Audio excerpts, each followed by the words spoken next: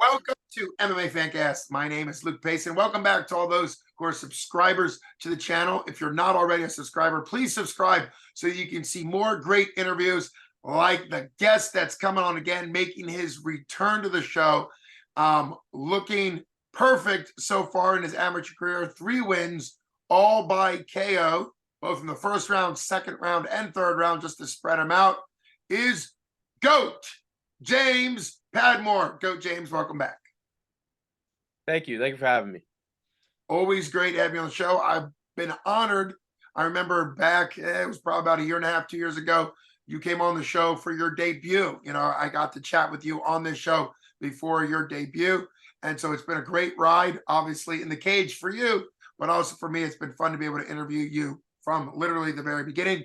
You represent Stout Pittsburgh, a known gym, really have a lot of up-and-coming fighters. And at this point, you are one of their more exciting up-and-coming fighters. We've got names like Lucas the Sniper Seabird and all those other people we can mention.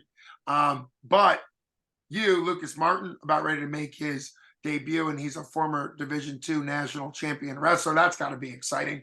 But for you, all eyes can be on you. You're 3-0, all knockouts, going up against Chris Huselton in a very exciting light heavyweight matchup for 247. Brawl in the Berg 19, which is going to be at the Monroe Convention Center on December 16th.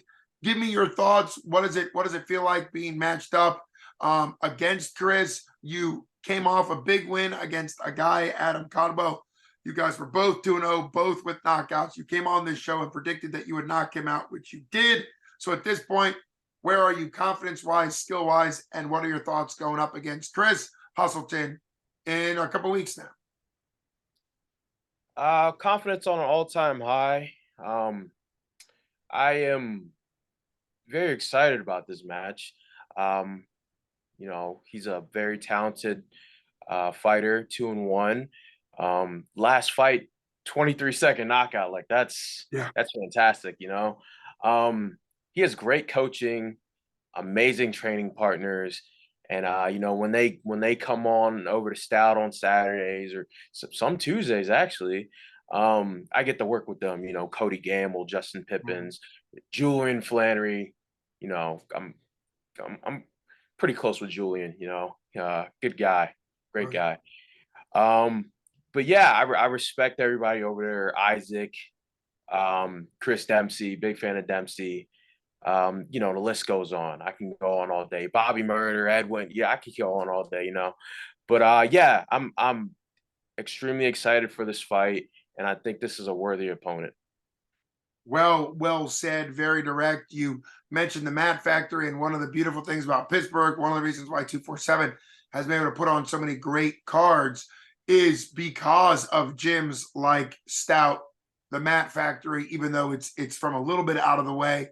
The Gorilla House Gym with the reigning now 2-time champ Ethan the Wolverine Goss, who doesn't love that guy. Plus, of course, the Academy, many others that are from the Pittsburgh area. And what's it like balancing the fact that Stout and the Mat Factory do cross train so well, but you're now fighting one of the Mat Factory. So how's that been working out? Do you kind of avoid the times where Chris or some of the other guys from Mat Factory's coming over? How's that been in this fight camp? I've thought about it. I've avoided a couple sparring sessions because I was afraid, Chris or Isaac might be in the room. But then, when it comes down to it, I have to have the confidence to go out there and do what I do, and I do. I completely have the confidence in myself, and it doesn't matter who's in the room. I'll be able to win. Yeah, but when it comes down to it, I don't go and train at Mat Factory. I haven't ever been there. I love all the guys over there. It's nothing personal or anything. It's just that I've never been over there. I think Isaac's invited me once. Chris always invited me, Julian, Cody. Sundays. I hear Sundays is like the big cross training day where all our guys go over there, and it's like a great training session. And then yeah, I don't think Chris doesn't really come to Stout too often either. So there's the disconnect right there. We're not we don't really know each other is what I'm Right. trying to say. So it's not nothing personal. It's just straight to business. And yeah. Well, that makes a lot of sense. I'm glad that you guys kind of already had a situation where it's not really a big deal to be fighting each other. It's not really hurting either of you guys as far as your training partners and what you're used to seeing in the gym. We've seen some terrible gym splits. I'm thinking way back to Rashad Evans versus John Jones, but obviously they trained together for years. So that's not the case here. It's a great showdown between two great fighters of two big Pittsburgh gyms. This fight makes a lot of sense. Um, you mentioned Chris Huselton coming off a really fast knockout. I was there live. It was in a different promotion. It was very impressive. You guys both are known to obviously be able to win by knockout. This would be the second time in a row. I already talked about Adam Caldwell, and he had some impressive knockouts coming in himself. This is the second time in a row that you're going up against like a guy that, including yourself, a guy that's known for big hands and knockouts. Is that because you think at the 205 weight class there's a lot of power, which there is, or do you think it's more because you go after people, you're willing to sign a line against guys that are, that have good records, that are scary, that have some, some success in their past? A little bit of both, because it's like 10 more pounds and you're a heavyweight. Right. Right. So like Yeah. we're basically smaller heavyweights, Right. light heavyweights, smaller heavyweights. Right. And with Mike being my coach, he's always pushing us to go for the next biggest test. And yeah, he's just a gamer, and he instills it in us to be gamers also. So like, I want the biggest, baddest guy, right? I want the guy that's ranked ahead of me. Like, I just want to prove my skills. I just want to show that I have some type of greatness in me, and I want everyone to see. That you do. That's been the same motto since you got started. Obviously, an incredible accommodation of Coach Mike Wilkins and Coach Will. And this is the last time I'm going to be able to say it because we're almost at the end of the year. But Stout Pittsburgh is the reigning 247 Gym of the Year for the 247 annual awards. And Coach Will and Coach Mike are the reigning 247 Coaches of the Year. It's going to be very exciting in early January whenever they do the awards to kind of see if they repeat, if Stout and the coaches repeat, or if it. But that's just kind of some credence of how good your gym is. But you already knew that. Let's talk about this. Might not have even crossed your mind, but Tapology has you ranked out of 139 light heavyweight amateurs, and that's all of Northeast. So that's like from Maine to I think Virginia to Ohio. So all the Northeast. Out of 139 light heavyweights, you are ranked number 7 officially in the top 10 after 3 fights. Is that something that you already know? Is that something that doesn't mean anything? Like, what's your thought on being ranked by them 4th in the state, 7th in the Northeast? It does show how many great, talented fighters there are in Pennsylvania. You're in the hotbed of fighting. But yeah, what are your thoughts about being ranked so high going into your 4th fight? Technically, I'm 3 because Julian doesn't fight light heavyweight. He's ahead of me, but you're right. But he's still heavyweight. ranked. Yeah, even I did see him on the list. I was like, when did he fight? Must have had 1 fight. You're right. So you'd be 3 and 6 versus 7 and 4 because Julian is heavyweight, although he's ranked. Great catch. Okay, so that means you do pay attention. Take it away. A little bit. I think it's very cool to be right behind Julian. Like, great guy, amazing talent, knocks everyone out. But yeah, I think the rankings are pretty cool. It's like you get to brag a little bit, like, oh, like I'm somebody, or I might be somebody, you know. You could look back and show it to your kids and stuff like that. But like, I don't know. When it comes down to it, like, just go out there, keep winning fights, and like that's the only thing that really matters, not the rankings. Because like, what I'm 4, Huston's like 11 or something, but he's much better than his ranking. If you get what I'm saying. Sure. Ranking can only take into effect, and I've seen some stuff on Tapology. I think they try. I mean, what a great site that puts up a ton of records and information that really makes amateur, particularly amateur MMA, a little bit more professional, right? A little bit more understandable, which they do a great job. But there are some rankings that you think, well, how this person, it really doesn't matter. It's about getting in there, Yeah. getting the Like win. I'm two in heavyweight and I'm not even a heavyweight. Like, Yeah, I think you must have had what's called a catch weight, yeah. and Tapology doesn't see catch weight, so they consider everything to be like a full weight class. But here's what's exciting: in addition to you taking on a great fighter, him taking on you. I mean, that goes back. You guys are both very talented from great gyms. This will be your first time, I believe, his first time as well, doing three-minute rounds in the advanced amateur rules. What are you looking forward to the most in bumping up? This is as close to pro rules as you're going to get without being pro. There's still a couple things that'll change, at the pro level, but this is the next step. What does it feel like headed in to your first advanced amateur fight? Can you still see me? I sure hope so. Okay. I'm Yes, just sir. having technical difficulties on my end. But anyways, I think I heard you. So I'm basically semi-pro, right? Like Yeah, advanced sure. amateur Call rules. yourself call yourself semi-pro.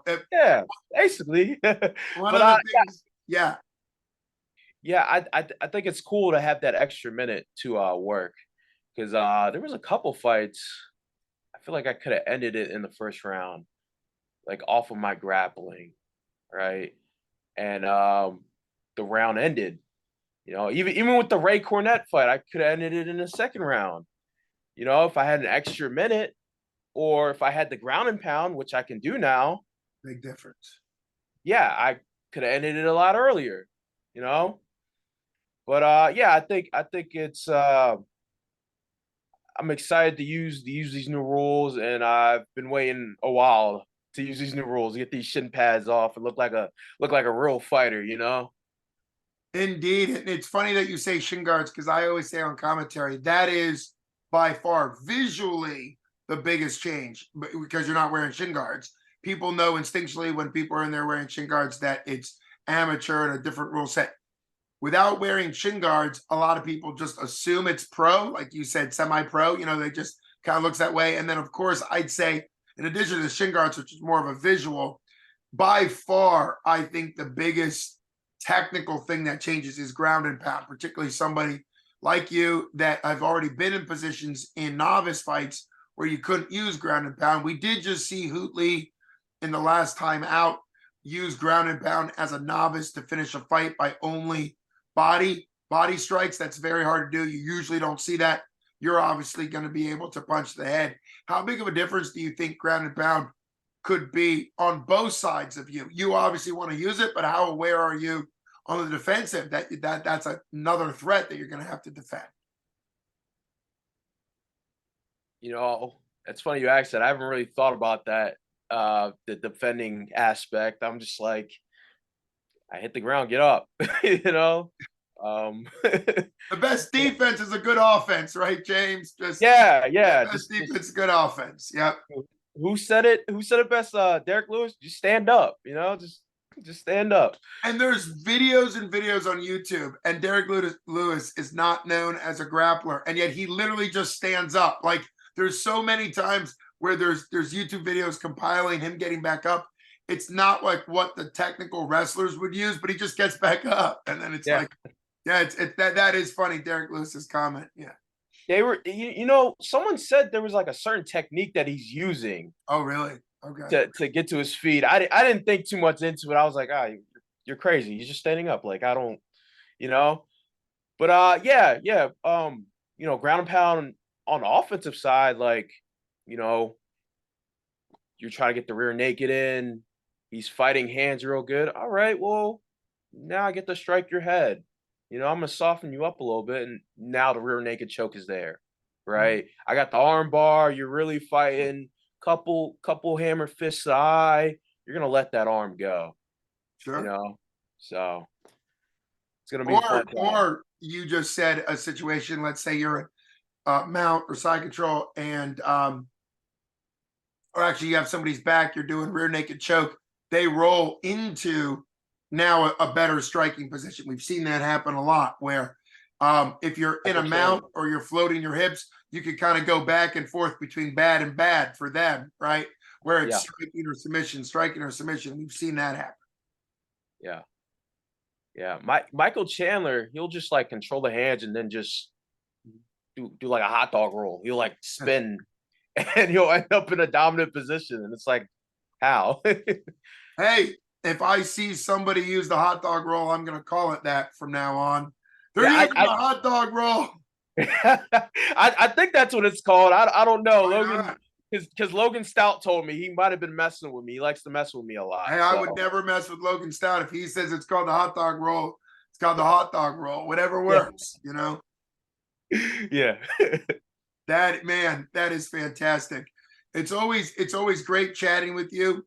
Do you have people you want to thank coming into this big fight? Obviously I'm thankful that you take the time to come on. I want to continue to follow you from the very first amateur fight all the way up now to your semi-pro advanced amateur days. It's really an honor to have you on the show. So what are your thank yous, people that you want to give shout outs to? Oh, my coaches, Mike and Will, everybody at the gym, my training partners, and I'm a circle back, and I'm gonna thank Isaac and Dempsey and Mad Factory, because it's like they like you said, like they didn't have to take this fight. Like we're basically sister schools, right? Like they could have just been like, no, like it's not a good look. But I actually talked to Isaac, this past Saturday. I thanked him for everything, and he just put everything in perspective, and he's like, listen, my guy's having trouble finding guys to fight, and apparently you're having trouble finding guys to fight you too, and it's amateurs. Like it doesn't really matter too much. So like, let's go out there and have fun. Yeah, it's also really nice. I mean, Isaac really is known, and so is Coach Mike, being just great coaches, professional not only in how they coach and that the quality of athletes, yourself included, that the gyms produce, but also the relationships, the ability to kind of give great advice. And yeah, that's one of the things that's really nice. You have that conversation, you feel good going into the fight, because you are helping each other get the fight. It doesn't have to be some type of hostility or some type of gym. Now there can be gym beefs. I'm not saying you won't get into gym beef, but this is a situation which really just what's best for everybody. And this is a great fight, a very entertaining fight, and a great fight for everybody. And your gym continues to produce incredible guys, and you're now big one of them. Let's get your thoughts, just because I just had her on the show. She finally gets to make her pro debut after almost a year after her last amateur fight, waiting to go pro, is Brittany Sunshine Bickert. What are your thoughts? What are your thoughts on her? I would assume you don't train directly with her because of the weight gap difference, but what are your thoughts on her and kind of seeing somebody that's moving from the amateur to pro level out of your gym? What does that give you as far as thoughts going forward for your own career down the road? Well, that's the excuse I use now. Like, oh yeah, we shouldn't train together because like the weight difference. But like when I first started, Brittany used to beat me up. And like, we're going technical, but it's like I'm throwing a jab. She 2-3 off the jab, finished with the kick. I'm like, oh, my leg hurts. Like, she'll parry the 2, like, 2-3, teep to the stomach. Like, it was just miserable facing Brittany. Great talent. The thing I love about Brittany is such a people person, and it's like when you talk to her, you feel like you've got it feels like you've known each other for a long time, and like it feels like you guys are best friends, but it's like that's not the case. She's just a nice person, like I said, people person. And she's got a lot of great skills. And if I remember correctly, I think she's like the first female champ Stouts ever had. Oh, yeah. Yeah. I don't know that for sure, but I guess that would make sense. She is a amateur champ. Yeah. Yeah. Yeah. And I think she's like the first female like with a winning record to go pro like Sure. from Stout. Like she's doing a lot of things, a lot of groundbreaking things. You She know, she's like is. the Ronda Rousey of Stout right now, you know? Heck yeah. Heck yeah. Yeah. She's also taking on a pro who's had 6 or 7 pro fights before, so she's 0-0 as a pro going up against a lady who has 6 or 7 pro fights. So that's Brittany for you, taking on somebody with that level of, I believe, if my brain's right, that level of experience. But I think that shows, we've often talked about it.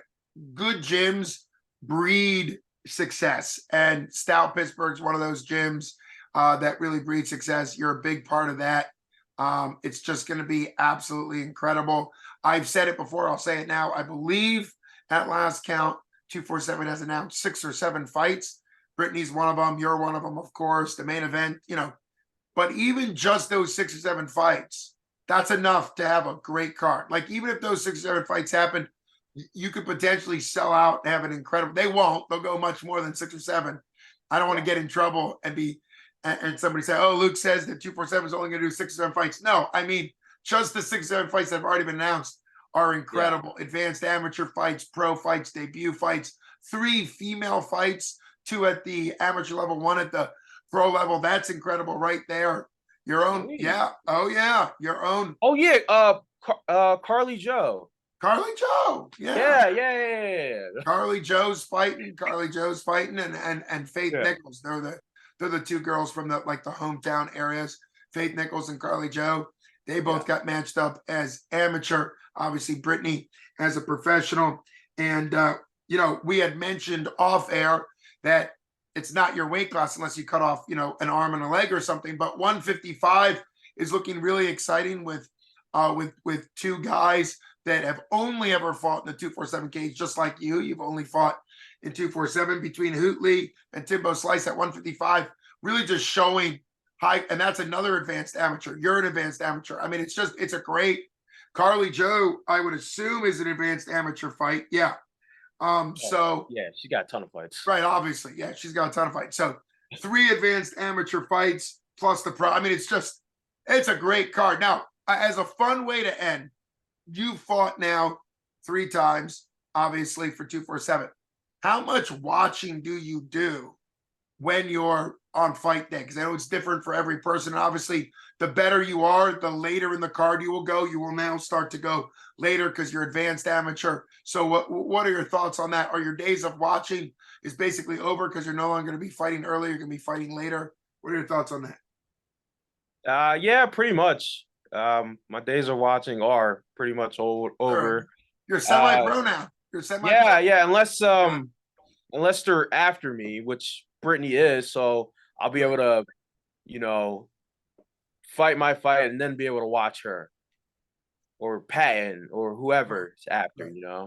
Right. That's true. It comes down to just a couple fights after you. We've mentioned the 2-time champ, double champ status, and Ethan the Wolverine Goss. And at that level, of course, he's got nobody after him. We've talked about how for him, because he loves his gym and he is in a lot of corners, he just has to dial in and stay focused the whole night because he's the last fight. There might come a time where you're the main event.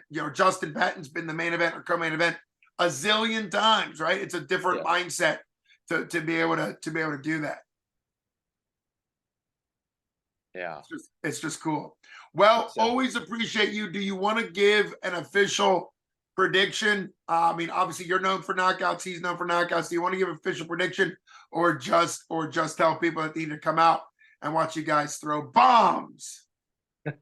Well, he's never made it out the first round, so I think the game plan is to drag him into the second, third round, see how he does, and you know what, we're gonna go for the submission. We're gonna try for the submission, and then worst case scenario, we let the hands go. We'll see where that leads us, right? So, all right, if your worst case scenario is your hands, then that's why you're such an entertaining fighter. But yes, I know your main coach, Coach Mike, has told me before several times that while it's exciting to see you knock guys out, this was before your Adam Caldwell fight. You were 2-0 at the time. He said your jiu-jitsu, and he would know because that's like, you know, his thing. Your jiu-jitsu is incredible. You just don't really show up much in MMA because you're too busy knocking guys out. So very exciting to hear that we might get to see a little bit more of that. But however it goes, always an honor having you on the show. Thanks so much. We've said it before. Get tickets from Goat James. Anybody at Stout. If you're seeing this from a ways away and you can't drive in, get your tickets for pay-per-view on 247fighting.com or the 247 Live app. Download it. Make sure you give Goat James credit. That always makes a difference. Really appreciate you coming back on MMA Fancast. It's been fun seeing your progress. This is Luke Payson with Goat James Padmore on the MMA Fancast podcast. Thanks so much for coming on. Thanks for having me. Take care.